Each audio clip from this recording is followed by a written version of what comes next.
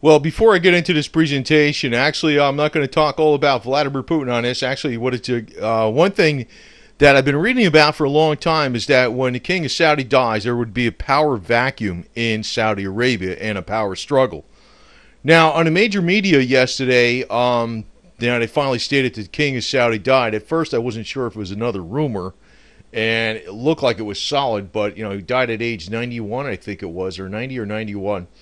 But it turned out, the successor was going to say that there'd be business as usual.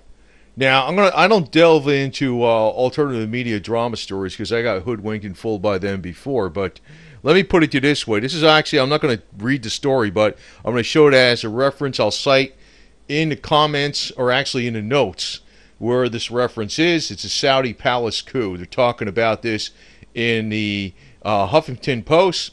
They're talking about there were suppressed members of the Saudi inner circle that now want power. They're also talking about one of the people that's in town power, and one of the half brothers has Alzheimer's, and he's probably not going to be able to lead. And it's the Alzheimer's rumor is probably very true. So therefore, I also relate this a lot to do with, it may have something to do with. I was suspicious because when his Saudi king died yesterday, I think the day before, today's January 24th, 2013, the entire Yemen government resigned en masse. That's per major media. It's a good source. It's not one of those, I got hoodwinked, like I said, by some of those stories. If you see 12 stories on the alternative media, sometimes they're not true. You got to watch. And I don't trust the major media or the alternative media, but the entire Yemen government resigned en masse. I'm wondering if it has something to do with this Saudi palace coup, although they're saying something else. Now, traditional thought was that when there was the king of Saudi did die, that there would be a major power vacuum. And at first, it didn't look that way. And it says, let me give it a couple months, and lo and behold, the next day, they're already talking about palace coup and other members of the inner circle that were suppressed by the former king that are looking for power.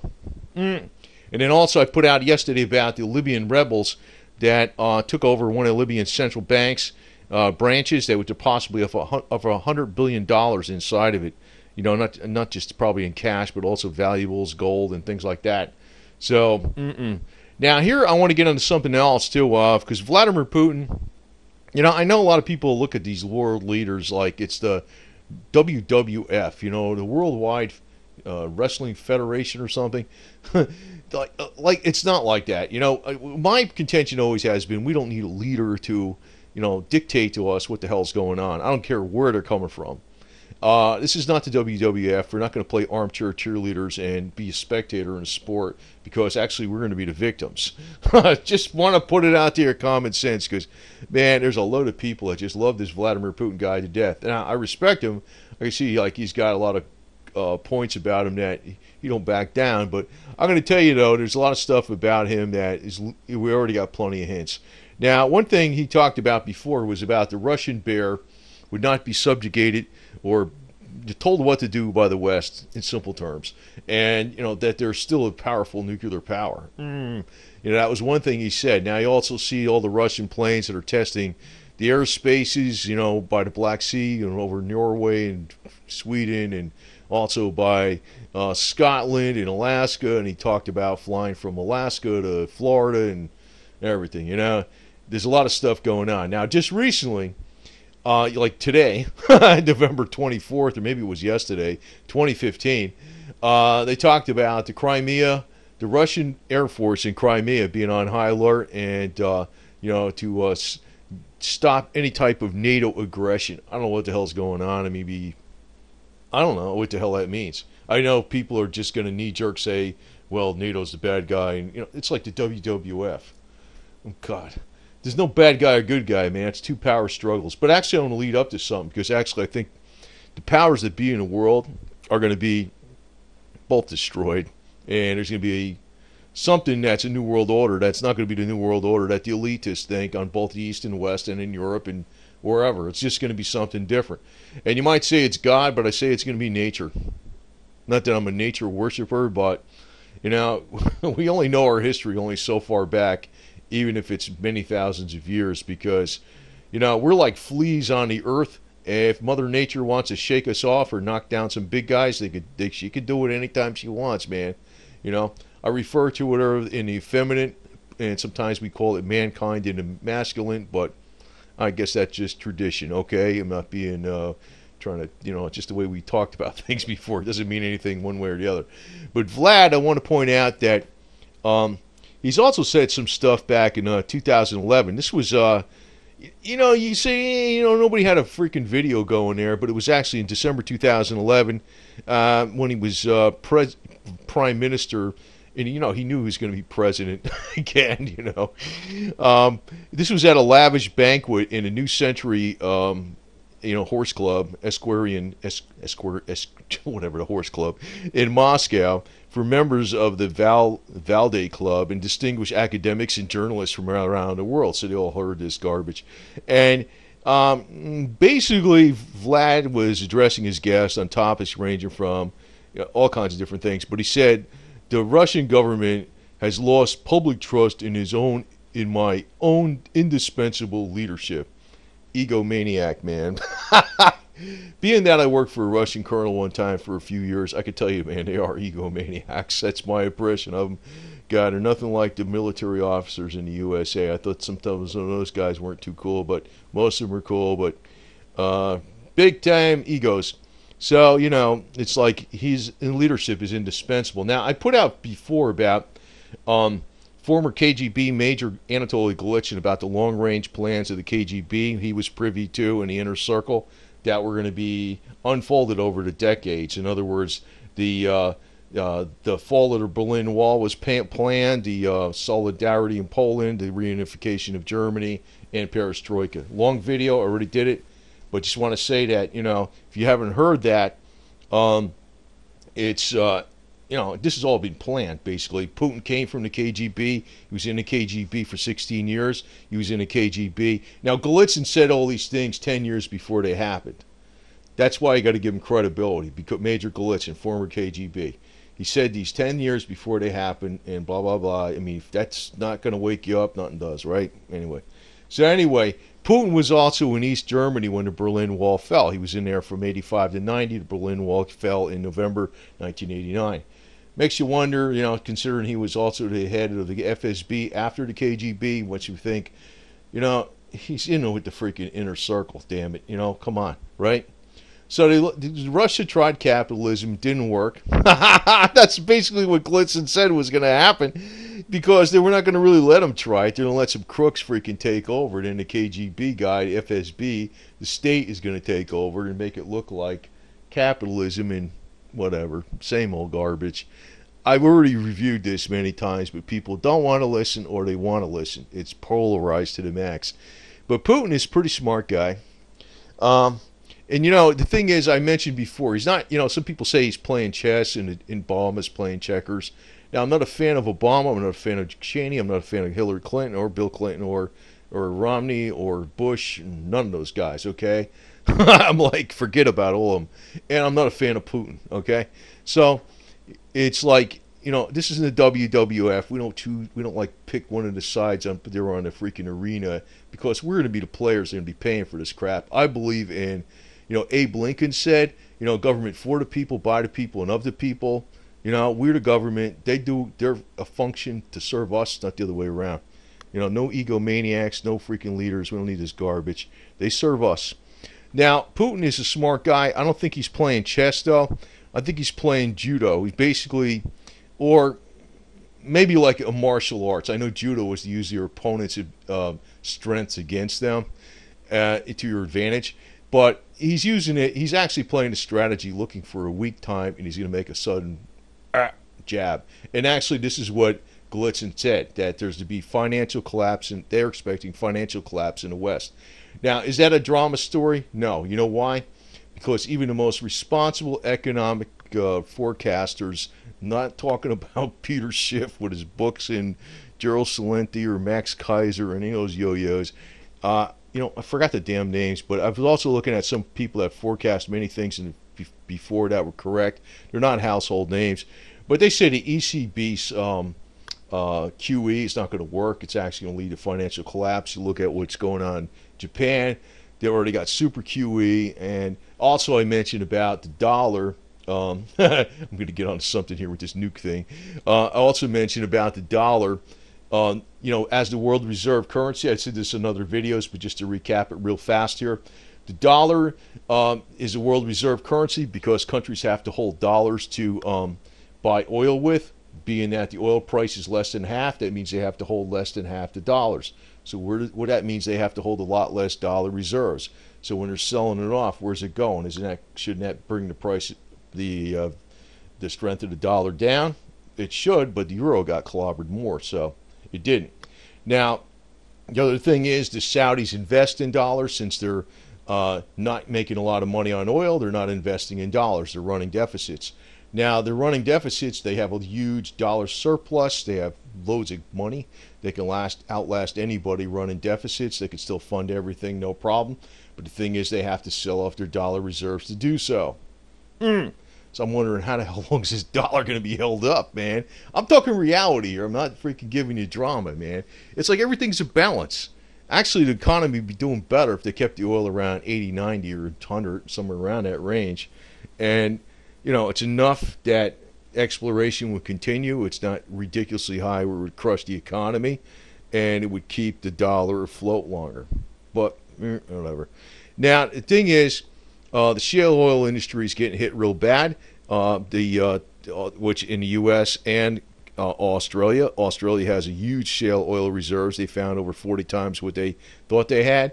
Problem is, it's too expensive to extract now at this $40-something a barrel price. But the Saudis say it's not going down to 20 or 30. It's actually going to start creeping up. That's per the Saudis. The Canadian tar sands are still going to stay in business very well because all the capital expenditures have been done up front, and once the capital expenditures are done, it's a different type of operation than tar sand. Tar sands is a different type of operation than shale oil. Once the capital expenditures are all done up front in tar sands, the cost of extraction is very low. So they're going to survive no problem, easily. In the U.S., what will happen is the big boys in Wall Street will just buy up the operations for pennies on a dollar and get rich when it goes back up again. So anyway, Putin, he's also mentioned many times that the Russian bear will not be subjugated by the will of the West, that they still are a nuclear power and possess many nukes. He said this many times. Now, on this 2011 thing, he said that, I mentioned also that he's got an ego. He says that, even the Russian government shouldn't lose public trust in his own indispensable leadership. Wow, egomaniac. But then he says, about the U.S. and Americans that were there listening to him. He says, you ask me whether we are going to change. And he says, the ball is in your court. Will you change? In other words, he wants things on his terms. I mean, he's always throwing a guilt complex at everybody with the RT propaganda to the max, but you're only seeing one side. Russia's got a lot of corruption in here, far more than the U.S. even. It makes, as crazy as that sounds to some people, it's true. But it's a separate subject, and anyway. But also he went on in his 2011 meeting in December before he got reelected, which he knew he was going to get reelected. And he's probably going to be reelected again in 2018 and 24. But he says the only reason, Putin says, the only reason the U.S. has any interest in good relations with Moscow is that Russia is the only country that could destroy America in a half an hour or less. So I'm going to tell you right now, boom, see that mushroom cloud? That's why you shouldn't, I don't know if they're doing the right thing with this guy, because even if he's a yo-yo and he needs to be chopped down, I know what he's going to do. I think I know what he's going to do. Anyway. But, you can kind of tell what he considers, like, if he gets himself backed in a corner, what's going to happen. Boom, right?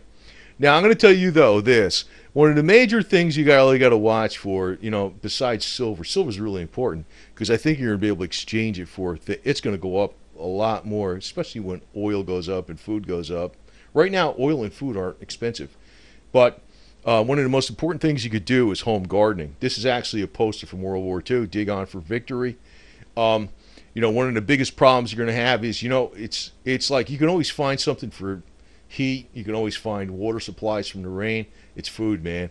Food is number one. When it really boils down to it, the most essential damn thing you need is food. Although you don't think about that because, everything else, it's so inconvenient. But if it's not convenient to have, that's going to be one thing that's very important.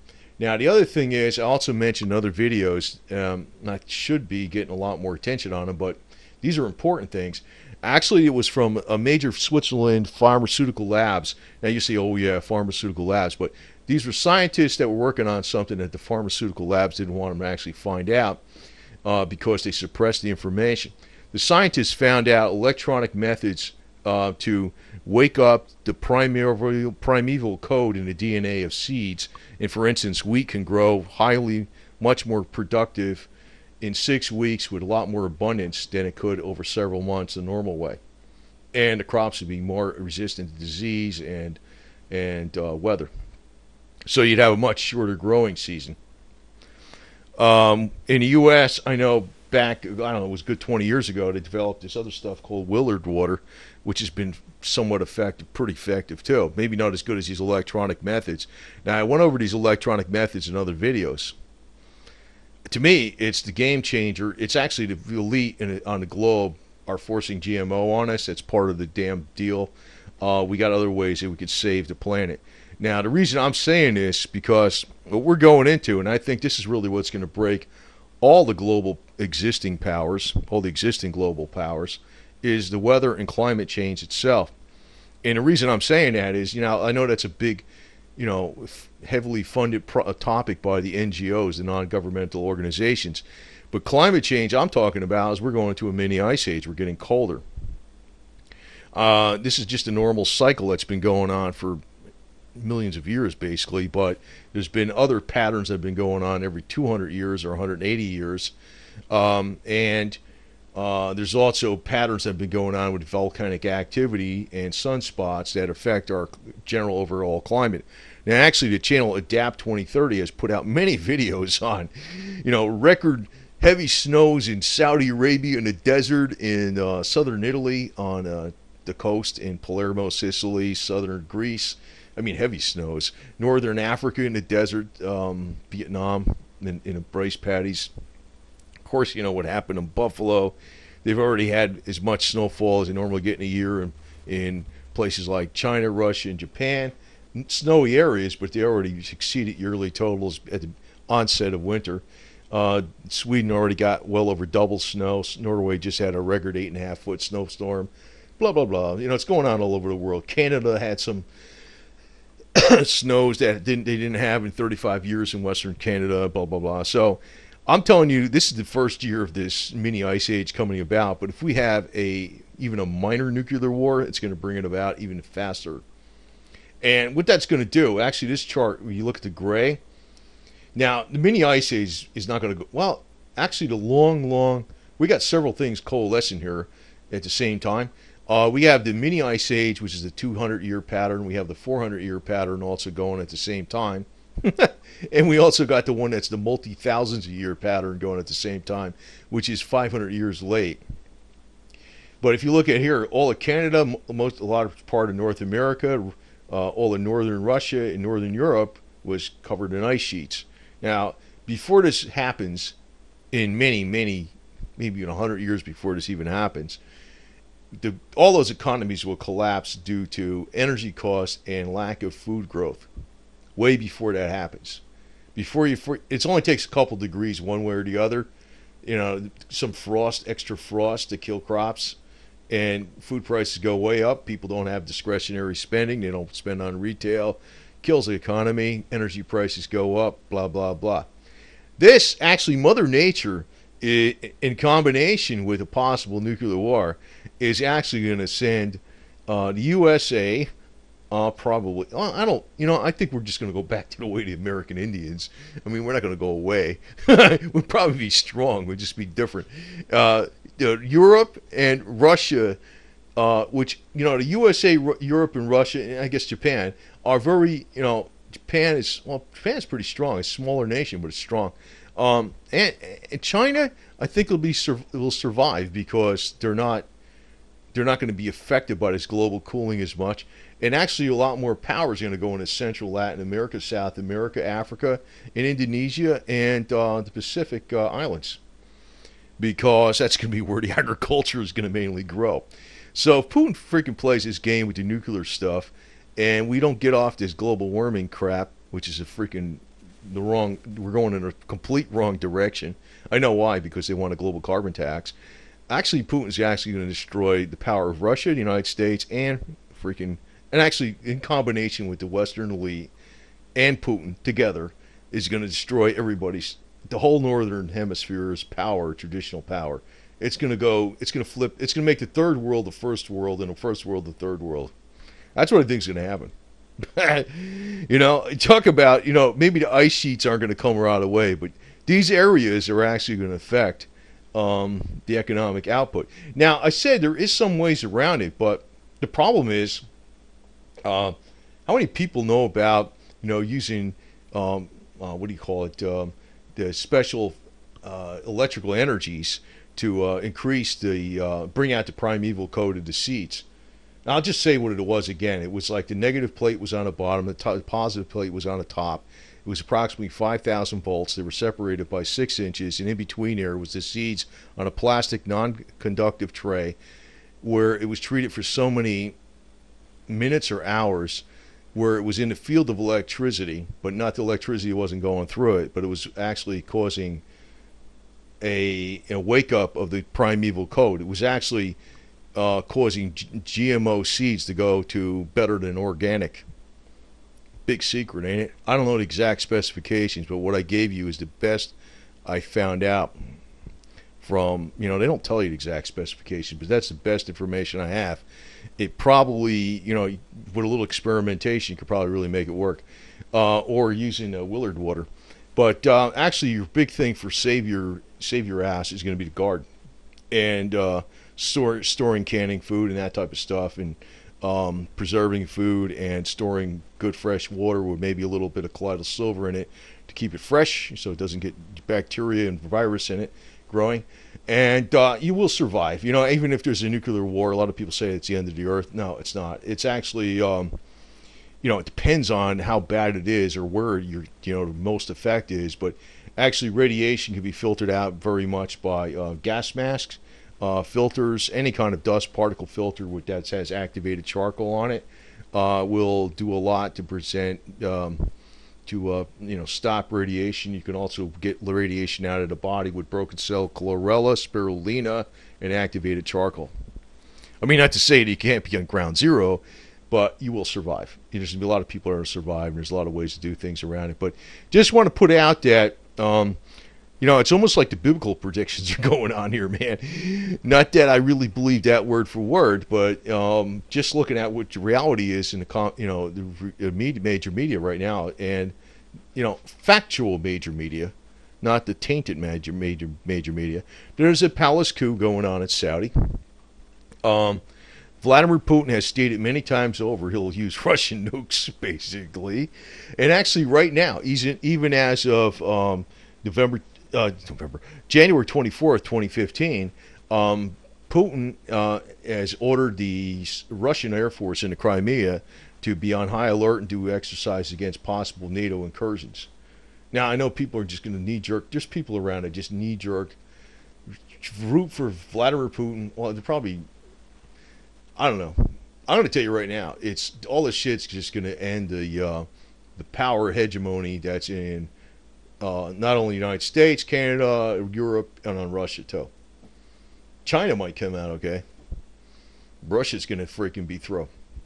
Because actually Russia, I don't know, I went over this other videos because they got to watch their back. Russia, basically, the real Russia is Western Russia that's west of the Ural Mountains. 3/4 of Russia is in Asia. It's different types of people that are semi-autonomous as it is. I know when you look at the map, you look at the big Federation of Russia, but it's not all united. There's a lot of people that have a lot of long-term grievances against, czars and rulers out of Moscow and St. Petersburg, and I'm going to tell you right now, man, it isn't one big happy family. Actually, the U.S. is far more united than you think. Actually, the U.S., and my advice would be to go back to more like the American Indian, man. They're going to go back to the old ways. Dig on for victory, man. Get your pitchfork and your buckskin moccasins and your beaver hat for staying warm in the cold. And grow some hemp and run your Jeep on hemp oil. And heat your house with hemp oil with a kerosene heater with a little 90%. I don't know if you could do that. I'm using diesel fuel, but I'm going to do an update on that puppy real soon again with the carbon monoxide, if there is any. I don't think there is any. But anyway, just want to put this out because, this is not a doom and gloom video. This is actually a reality video. The elite in the New World Order is actually going to be, I don't know, they're going to shoot themselves in the foot to the max. Actually, what's going to happen is, like smart people are really smart in certain areas, but they're dumb in other areas. And sometimes people say they have no common sense. But when I look at this, this is like a good general trend of where it's going to happen just naturally with weather. But if we have a nuclear war, it's going to happen this way much faster. It's not going to be the end of the earth, but it's going to be the end of all the growing of crops in these areas, especially in the north. It's going to actually take the power out of where it is today, and it's going to go into Central and Latin and South America, Africa, Asia, and Indonesia. That's what it's going to do. And you can thank not only the Western elite for that, but you can thank old Vlad for that too, because just freaking everybody should just be happy and freaking try to all work together, but they don't. Hey, it's all a big power struggle, right? That's why this is not the WWF. It should be government of the people, by the people, and for the people. Just like Abe Lincoln said. How's that?